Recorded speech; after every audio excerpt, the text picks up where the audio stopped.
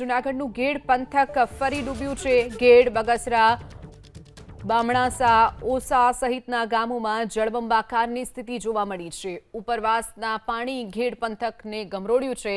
ગેડ પંથકના ખેતરો બેટમાં ફેરવાયા છે તો ગેડ પંથકના ગામોમાં જ્યાં જુઓ ત્યાં પાણી જ પાણી જોવા મળી રહ્યું છે। જૂનાગઢના આકાશી દ્રશ્યો છે।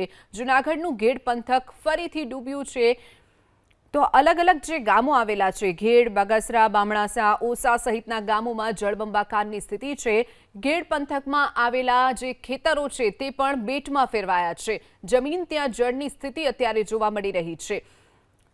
તો ઉપરવાસના પાણી ગેડ પંથકને ગમરોડ્યું છે। ઉપરવાસના પાણી જે વિસ્તાર છે ગેડ પંથકનું ત્યાં ફરી વળ્યા છે, જેના કારણે તમામ વિસ્તારો પર ઘૂંટણસમા પાણી ભરાઈ ગયા છે। જે દ્રશ્યો આપ જોઈ રહ્યા છો જૂનાગઢ ગેડ પંથકના આ દ્રશ્યો, જમીન ત્યાં જળની સ્થિતિ અત્યારે સર્જાઈ છે। તો બીજી તરફ ખેતરો પણ બેટમાં ફેરવાતા ખેડૂતોને પણ નુકસાન જવાની સ્થિતિ છે।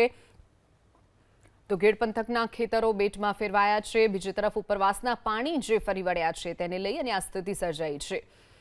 તો છેલ્લા 24 કલાકમાં જે વરસાદ વરસ્યો છે તેને લઈ અને આ પ્રકારની સ્થિતિ જૂનાગઢમાં જોવા મળી રહી છે।